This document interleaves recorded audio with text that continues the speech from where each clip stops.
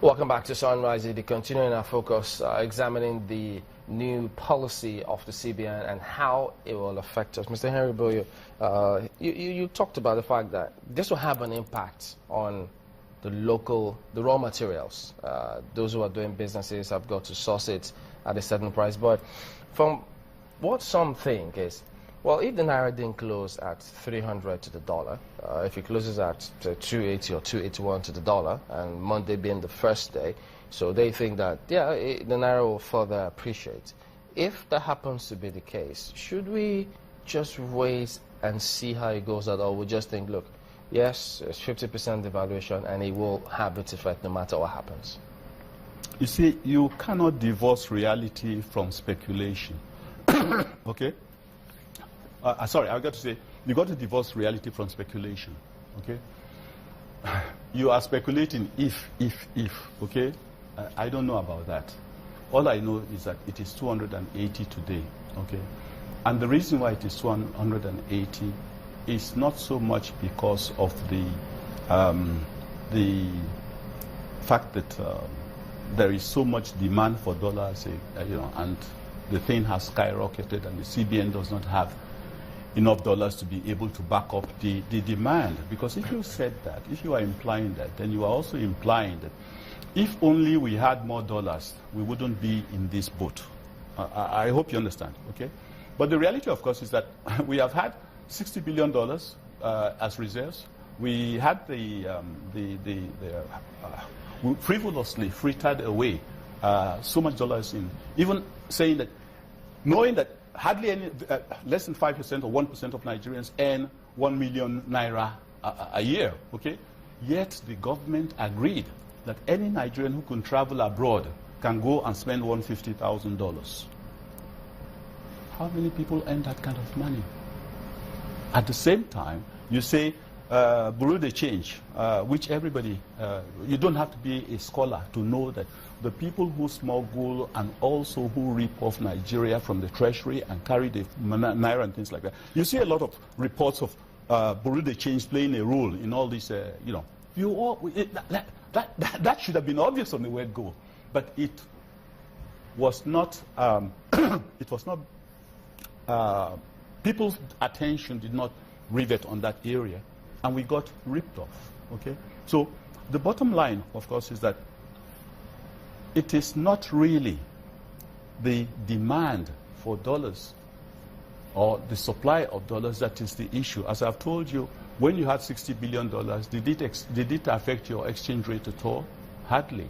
And you should wonder, so aren't we being tempted here? Does it mean that if we now earn so much dollars, the dollar Naira rate will probably remain at about 280, 300?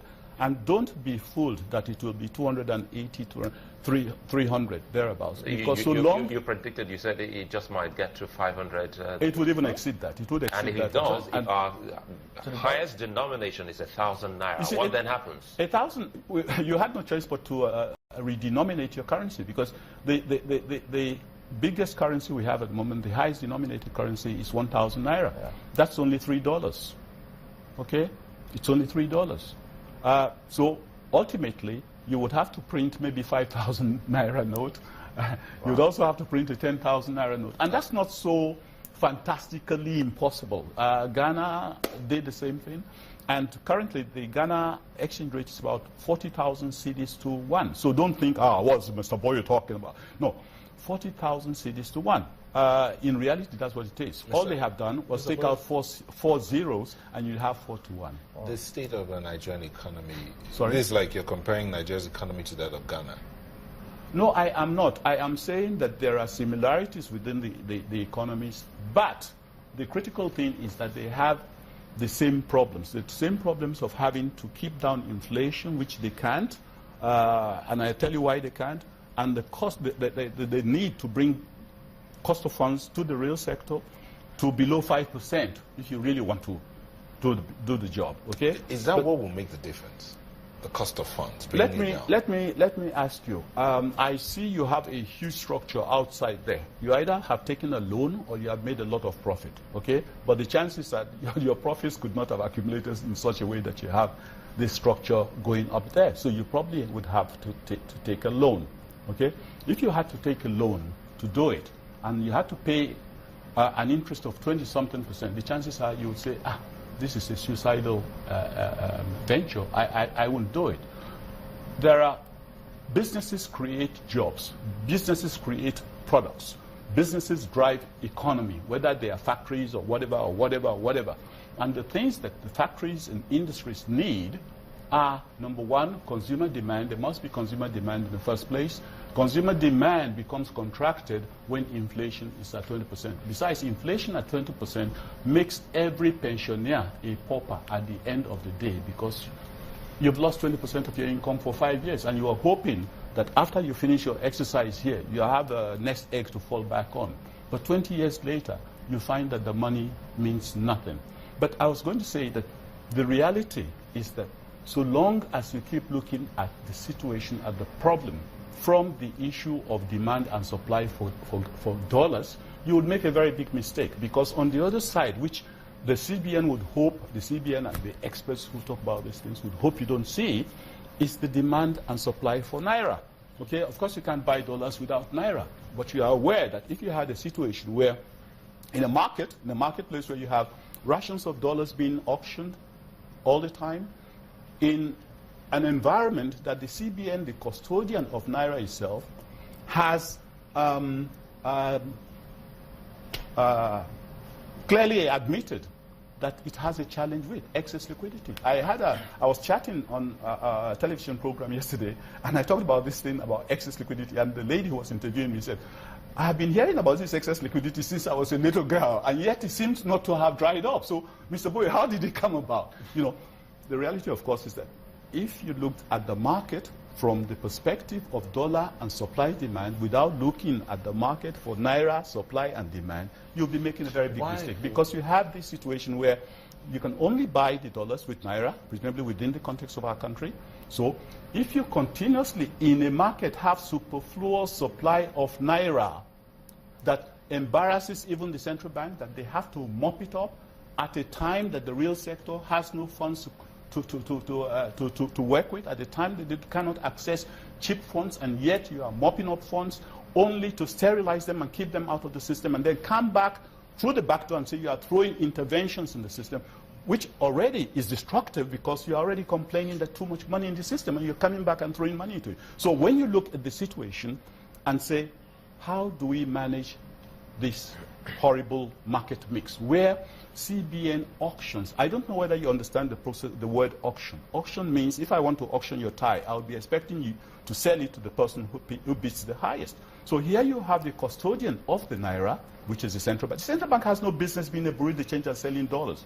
Here you have the CBN, which is the custodian of the Naira, auctioning dollars against the Naira. In other words, the CBN is betting against the Naira, and it has always bet against the Naira. That's why the Naira is always falling, even when reserves were $60 billion, and you could go and spend $150,000 abroad, and nobody's going to ask you any questions.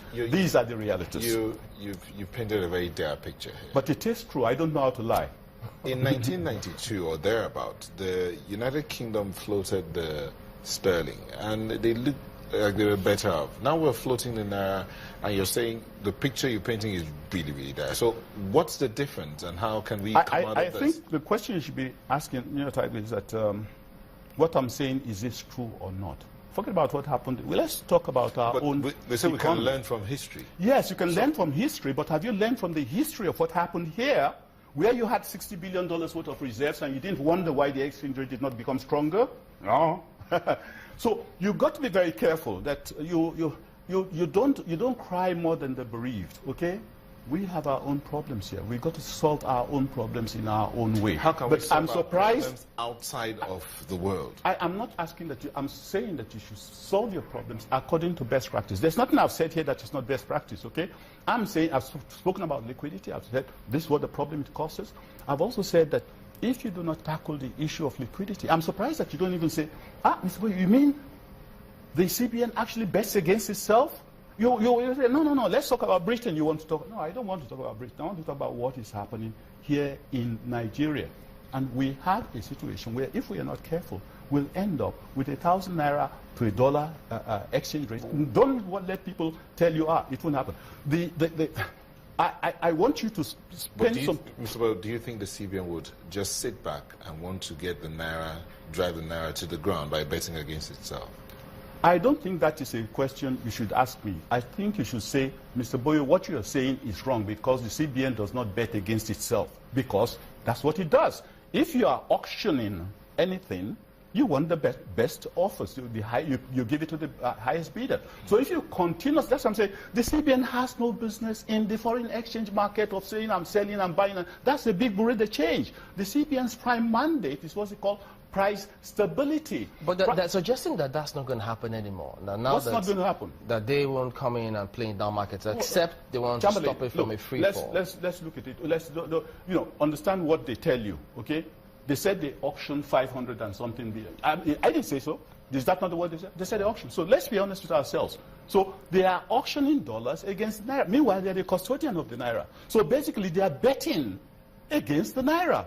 Because that means when you now say you are selling 500 and something million dollars to the banks, you don't say, oh, let me give it to the person who is going to give me 200 naira to a dollar.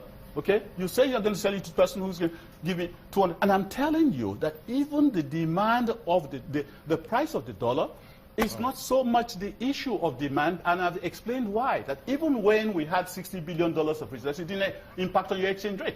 On the other hand, you are ignoring the area of surplus naira in the system. If you have surplus naira in a market in which dollars are being auctioned, you have determined the fate of the naira. What a picture that is. Well, Mr. Henry Boyo is an economist. We appreciate your coming on this morning. Thank you so much. Well, we'll be back in just a moment. Don't go away.